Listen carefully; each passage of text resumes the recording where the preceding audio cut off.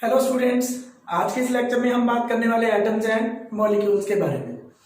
कल हमने Dalton atomic theory पढ़ी थी और उसमें हमने पढ़ा था एक पॉइंट कि जो मैटर है एक्सट्रीमली स्मॉल पार्टिकल से मिलकर बना होता है जिसको हम कहते हैं एटम्स। एटम्स को फर्दर हम डिवाइड नहीं कर सकते, हालांकि बाद में हमने कुछ इसकी मॉडिफिकेशन भी करी थी।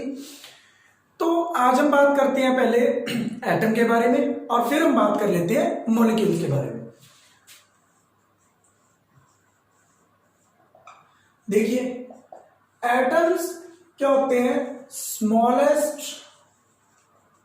Particles of an element which participate in chemical reaction. Chemical reaction में पार्टिसिपेट करते हैं एटम्स, वो स्मॉलेस्ट पार्टिकल है किसी भी एलिमेंट के। एक और पॉइंट हमने कल पढ़ा था कि एटम्स क्या होते हैं? इनडेस्ट्रक्टिबल होते हैं, उसको हम तोड़ नहीं सकते। लेकिन मॉडिफिकेशन बाद में हमने करी थी कि जैसे ट्रांस यूरेनिक एलिमेंट है, ट्रांस यूरेनिक एलिमेंट होते हैं यूरेनियम के बाद वाले। यूरेनियम का एटॉमिक नंबर 92 है। उसके बाद जितने भी एलिमेंट्स है वो लैब में तैयार करे जाते हैं, मैन मेड है। तो इसका मतलब हम नए एटम्स को बना सकते हैं और पुराने को डिस्ट्रॉय भी कर सकते हैं, तो डिस्ट्रक्टिबल था एटम। तो एक पॉइंट को इंपॉर्टेंट ये हुआ एटम के बारे में कि ये स्मॉलेस्ट पार्टिकल है एलिमेंट का जो केमिकल रिएक्शन में पार्टिसिपेट करता है। अब बात आती है इसके फ्री एग्जिस्टेंस की। तो एटम्स देखिए फ्रीली एग्जिस्ट कर भी सकते हैं और नहीं भी कर सकते। एटम्स में और may not be capable of independent existence।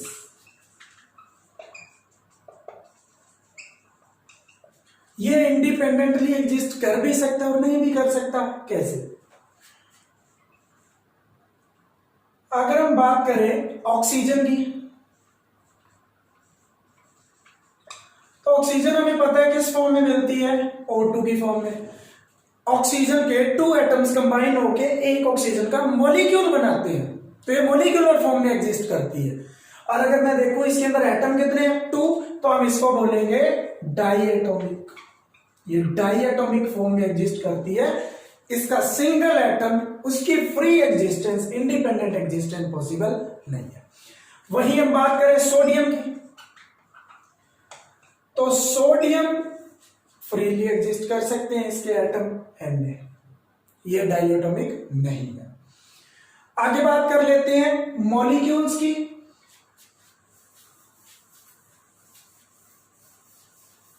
देखिए मॉलिक्यूल्स कैसे बनते हैं? एटम्स कंबाइन होकर बनाते हैं molecules. Atoms combine to form molecules. अगर 2 एटम्स मिलके एक मॉलिक्यूल बना रहे हो तो उसको हम बोल देंगे डाइएटॉमिक मॉलिक्यूल। इसका एग्जांपल ले लेते हैं अपन, O2, N2 एक्सेट्रा। ट्राइएटॉमिक की बात करें तो जिसके अंदर 3 होंगे, ट्राइएटॉमिक मॉलिक्यूल्स, जिसके अंदर 3 एटम्स मिल जाएंगे, जैसे ओजोन है O3। अब अगर 2 या 3 से ज्यादा आ जाएंगे तो फिर हम उनको बोल देंगे पॉलीएटॉमिक। पॉलीएटॉमिक में देखिए पॉलीएटॉमिक मॉलिक्यूल्स क्या हो सकते हैं? The molecules which are formed by more than 2 और 3 एटम्स। एग्जांपल है उसका फॉस्फोरस। फॉस्फोरस एग्जिस्ट करता है P फॉर्म में और सल्फर एग्जिस्ट करता है S8 की फॉर्म में। ये पॉलीएटॉमिक मॉलिक्यूल्स है। तो एक बात तो क्लियर है कि मॉलिक्यूल्स बनते हैं एटम से। तो जब एटम्स कंबाइन होते हैं तो वो बनाते हैं मॉलिक्यूल्स, और मॉलिक्यूल्स आपस में कंबाइन होके बनाते हैं एलिमेंट्स और कंपाउंड्स। कंपाउंड्स लिखे तो ज्यादा बेटर है, कंपाउंड्स। हमने अभी पढ़ा कि मॉलिक्यूल्स जो होते हैं वो एटम से बने होते हैं और मॉलिक्यूल्स कंबाइन होके कंपाउंड या एलिमेंट्स बनाते हैं। कुछ कंपाउंड्स जो होते हैं वो एटम से नहीं बने होते, वो बने होते हैं कैटायंस एंड एनायन से। देखिए जब एटम्स कंबाइन होते हैं तो एटम्स कंबाइन होंगे तो उनके अंदर जो फोर्स होगी, व्हेन एटम्स कंबाइन होंगे तो उनके अंदर जो फोर्स होती है वो होती है कोवलेंट बॉन्ड। कोवलेंट बॉन्ड से वो आपस में कंबाइन होते हैं। लेकिन आयंस जब आपस में इकट्ठे रहते हैं तो उनके बीच में फोर्स जो होती है वो उसको हम आयनिक बॉन्ड कह सकते हैं और इलेक्ट्रोस्टैटिक फोर्स, इसको कोलम्बिक फोर्स भी बोला जाता है। इसका कोई एग्जांपल ले लेते हैं अपन। जब कोई कंपाउंड कैटायन और एनायन से बना हो तो इसका एग्जांपल ले सकते हैं अपन NaCl है Na पॉजिटिव और Cl नेगेटिव से। अब कैटायन कब बनता है? जब कोई एटम इलेक्ट्रॉन लॉस कर देता है। यहाँ पे +1 है, इट मीन इसने 1 इलेक्ट्रॉन लॉस किया है। क्लोरीन पे -1 है, इट मीन उसने 1 इलेक्ट्रॉन गेन किया है। ये कैटायन है और ये एनायन है, इन दोनों के बीच फोर्स होगी इलेक्ट्रोस्टैटिक। तो जरूरी नहीं है कि कंपाउंड्स के अंदर एटम्स ही हो, कंपाउंड्स के अंदर आयंस भी हो सकते हैं। आयंस डिफरेंट होते हैं, एटम्स न्यूट्रल होते हैं, बट आयन के ऊपर चार्ज होता है। अगर आयन के ऊपर पॉजिटिव चार्ज है तो वो कैटायन होंगे और आयन के ऊपर अगर नेगेटिव चार्ज है तो वो एनायन होंगे। नेक्स्ट टॉपिक है एटॉमिक मास। एटॉमिक मास की अगर हम बात करें तो एटॉमिक मास को मेजर करने के लिए हमें एक रेफरेंस की नीड पड़ती है। देखिए सबसे पहले रेफरेंस लिया गया हाइड्रोजन एटम के मास को, कि देखा गया जिस एटम का हमें मास मेजर करना है वो हाइड्रोजन एटम के कंपैरिजन में कितना हैवी है, लेकिन इसमें कुछ लिमिटेशंस आई। उसके बाद हमने रेफरेंस लिया ऑक्सीजन को। इसमें जो मैक्सिमम वैल्यू आती थी, जब हमने रेफरेंस ऑक्सीजन को लिया तो मैक्सिमम वैल्यू फ्रैक्शनल आती थी। एट द एंड जो अब तक चला आ रहा है, हम रेफरेंस लेते हैं फिर कार्बन को, और कार्बन का भी कौन सा आइसोटोप? C12। आइसोटोप क्या होते हैं? जब सेम एटॉमिक नंबर और डिफरेंट एटॉमिक मास हो। कार्बन के 2 आइसोटोप होते हैं, C12 एंड C14। C12 के जो उसके 1 एटम का मास है उसका 1/12 पार्ट के कंपैरिजन में कोई एटम कितना हैवी होगा उसको हम कहते हैं एटॉमिक मास। तो एटॉमिक मास हम लिख सकते हैं, it is the mass which is equal to number of times that an element या that an atom is heavier than 1/12 part of mass of 1 atom of C12 isotope. C12 isotope के जो एक atom का मास है उसका 1/12 part अगर लें, उसके कंपैरिजन में जिस एटम का मास हमने मेजर करना है वो कितना हैवी है, वही उसका एटॉमिक मास होगा। इट मींस एटॉमिक मास क्या बना? Mass of 1 atom of element, वो एलिमेंट जिसके एटम का हमें मास मेजर करना है, divide by 1/12 of mass of 1 atom of C12। अब देखिए ये जो पोर्शन है 1/12 ऑफ मास ऑफ 1 एटम, इसको हम कहते हैं AMU। देखिए इसमें हम वैल्यू बाद में पुट करेंगे, तो 1 AMU क्या होता है?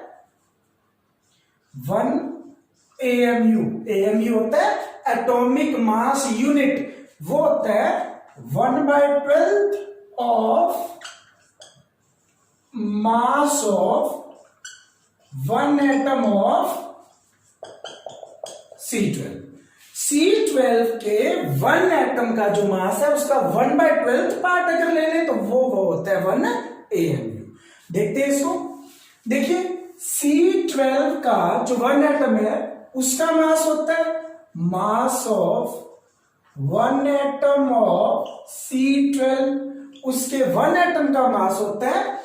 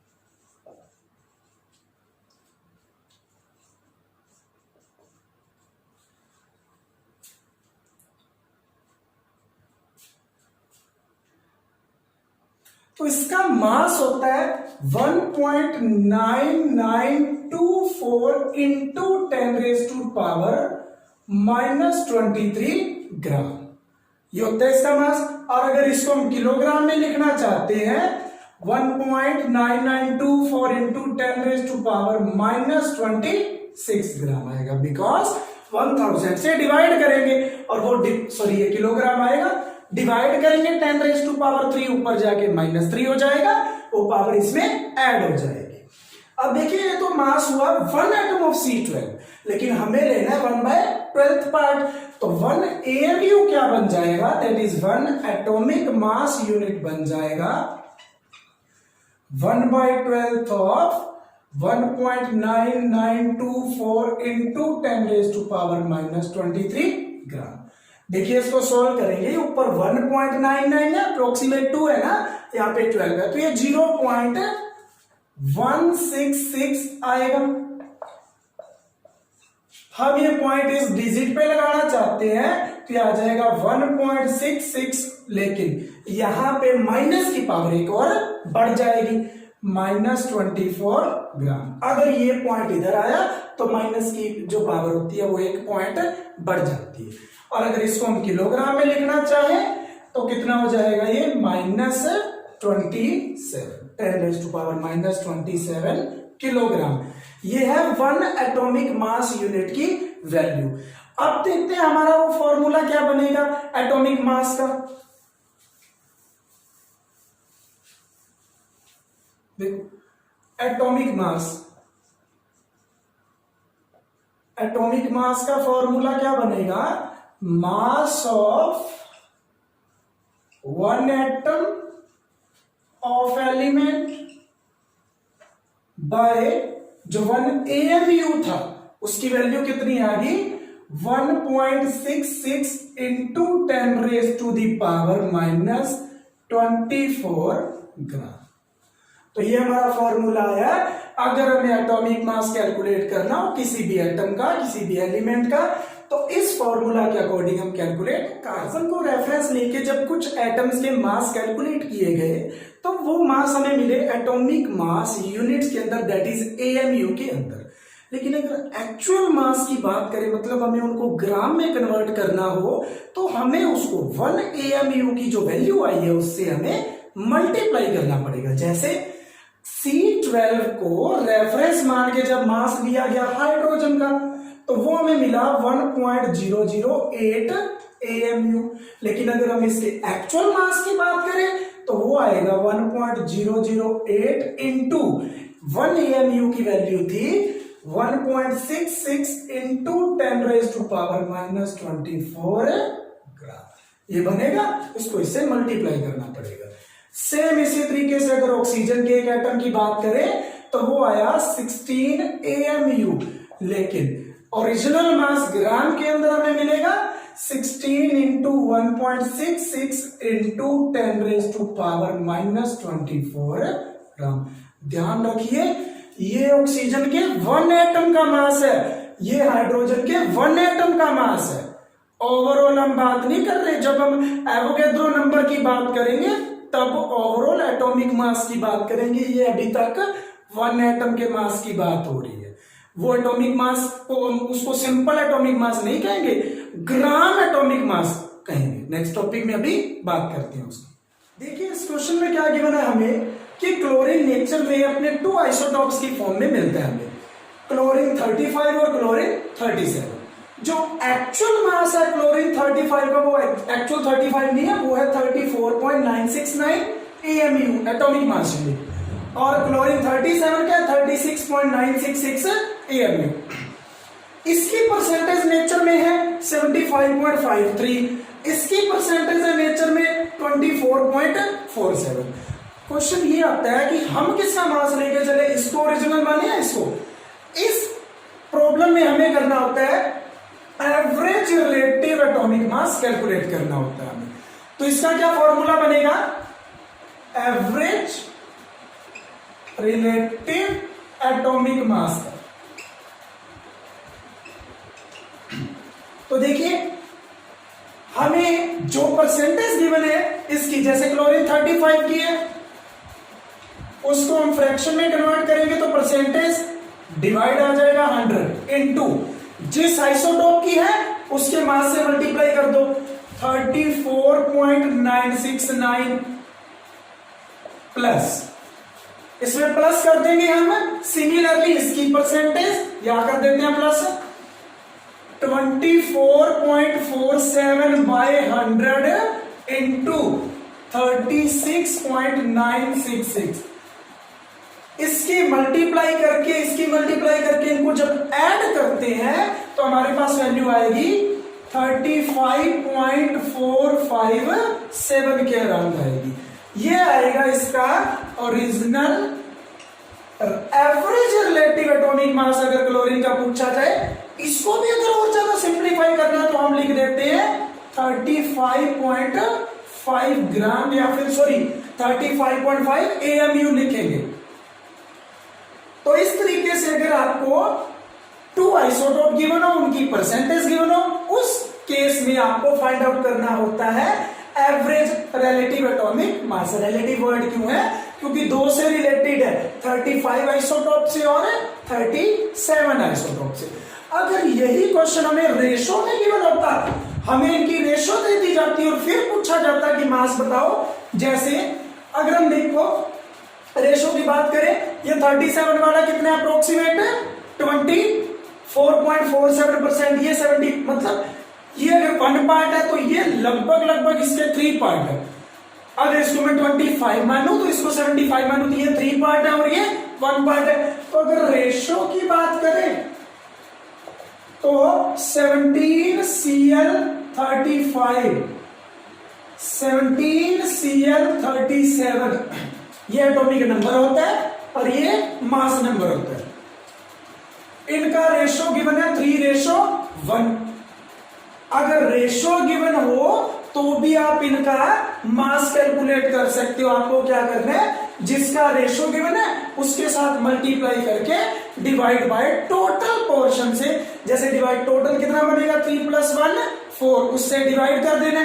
3 को मल्टीप्लाई इससे, 1 को मल्टीप्लाई इससे, तब भी अगर सॉल्व करेंगे तो 35.5 ही आएगा। ये 2 तरीके से हमें गिवन हो सकता है, परसेंटेज की फॉर्म में और रेशो की फॉर्म में। सेकंड क्वेश्चन में देखिए, carbon occurs in nature as a mixture of C12 and C13। वैसे इसका C14 भी होता है आइसोटोप, लेकिन हमें इस क्वेश्चन में सिर्फ 2 ही आइसोटोप गिवन है।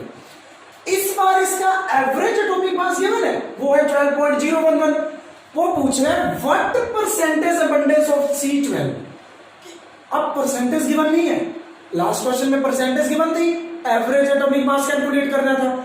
अब एवरेज एटॉमिक मास गिवन है 12.011 और हमें परसेंटेज अबंडेंस कैलकुलेट करनी है। तो हम कंसीडर करते हैं लेट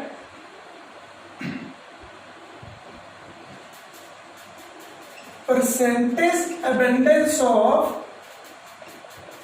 C12, ये हम कंसीडर कर लेते हैं X है। Then percentage abundance of C13 ये होगी 100 माइनस एक्स, क्योंकि टोटल परसेंटेज तो 100 है। अगर एक्स C12 कैलकुलेट कंसीडर कर लिया तो C13 होगा 100 माइनस एक्स। अब देखिए एवरेज एटॉमिक मास कैलकुलेट करने का फॉर्मूला जो होता है वो है कि इसकी अबंडेंस कितनी है x, आइसोटोप का इसका मास कितना है 12/100 plus 100 minus x into 13/100। Actual में ये गिवन कितना है 12.011, तो यहां आ जाएगा 12.011। 100 एलसीएम आया, मल्टीप्लाई कर देते हैं उधर, तो ये आएगा 12x प्लस अंदर मल्टीप्लाई करते हैं 1300 माइनस 13x, 100 एलसीएम उधर मल्टीप्लाई हो जाएगा, ये बचेगा 1201.1। यहां से हम देखें तो x की वैल्यू आ जाएगी माइनस एक्स प्लस 1300, x को उधर ले जाते हैं, इसको इधर लाएंगे तो माइनस करने पे हमें ये मिल जाएगा, देखो ये है 1300, ये है 1201, ये आ जाएगा 98.9। तो ये है परसेंटेज अबंडेंस कार्बन 12 की, और बाकी जो परसेंटेज बची 100 में से मतलब 1.1% वो है हमारा C13। तो इस तरीके से करना है आपको ये न्यूमेरिकल। नेक्स्ट टॉपिक है ग्राम एटॉमिक मास। देखिए वैसे तो इसकी डेफिनेशन से क्लियर हो रहा है कि जब एटॉमिक मास ग्राम में मेजर होगा तो हम उसको कह देंगे ग्राम एटॉमिक मास, लेकिन ग्राम एटॉमिक मास किसी एक एटम का मास नहीं होता, ये होता है एवोगैड्रो नंबर ऑफ एटम्स का। तो देखिए अगर हमें क्या गिवन हो, सबसे पहले तो इसके बारे में कुछ पॉइंट्स लिख लेते हैं। ग्राम एटॉमिक मास क्या है, atomic mass measured in grams, or it is the absolute mass of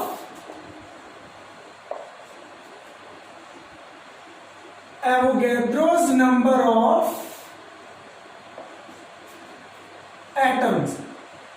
Avogadro number कितना होता है 6.022 into 10⁻23। Next topic molecular mass के बाद यही है हमारा एवोगैड्रो हाइपोथेसिस। देखिए अगर हम बात करें ऑक्सीजन के तो मास ऑफ वन एटम, ये हम एग्जांपल ले रहे हैं ऑफ ऑक्सीजन, ये होता है 16 AMU। अगर इसको ग्राम में कन्वर्ट करें ये होता है 16 इंटू 1.66 इंटू 10⁻⁻⁻⁴ ग्राम ये होता है। अगर हम बात करें gram atomic mass of oxygen की तो हमें क्या करना पड़ेगा, ये है ऑक्सीजन के एक एटम का मास, लेकिन ग्राम एटॉमिक मास होता है इतने एटम्स का मास 10⁻23 लाखों करोड़ों ऑक्सीजन के एटम होंगे, तो हमें मल्टीप्लाई करना पड़ेगा इससे इसको। ये हो जाएगा 16 इंटू 1.66 इंटू 10⁻⁻24, 6.022 इंटू 10⁻23। ये सारा आंसर आएगा ग्राम के अंदर। देखिए ये 10⁻⁻24, ये 10⁻+23, तो पावर सॉल्व बेस सेम है, पावर ऐड करेंगे पावर बचेगी 10⁻⁻1। इस सारे को सॉल्व करने पे आपको 16 ग्राम ही मिलने वाला है। देखिए भले ही इसके वन एटम का मास 16 AMU था, लेकिन एवोगैड्रो नंबर ऑफ एटम्स का मास कितना आया इसका 16 ग्राम, बाकी सारी वैल्यू कैंसिल हो जाए। तो आज इस लेक्चर में हमने एटॉमिक मास के बारे में सीखा है और उसके बाद ग्राम एटॉमिक मास के बारे में सीखा है, और अगर कहीं पे परसेंटेज अबंडेंस अलग अलग दे रखी हो, अलग अलग आइसोटोप की दे रखी हो, तो हमने उसके लिए एवरेज रिलेटिव एटॉमिक मास भी कैलकुलेट करना सीखा है। कल हम सेम रूल्स अप्लाई करेंगे मॉलिक्यूलर मास पे, बिल्कुल सेम है। आज आप लोग ये पढ़ना, कल हम अप्लाई करेंगे सेम यही चीजें मॉलिक्यूलर मास पे। धन्यवाद।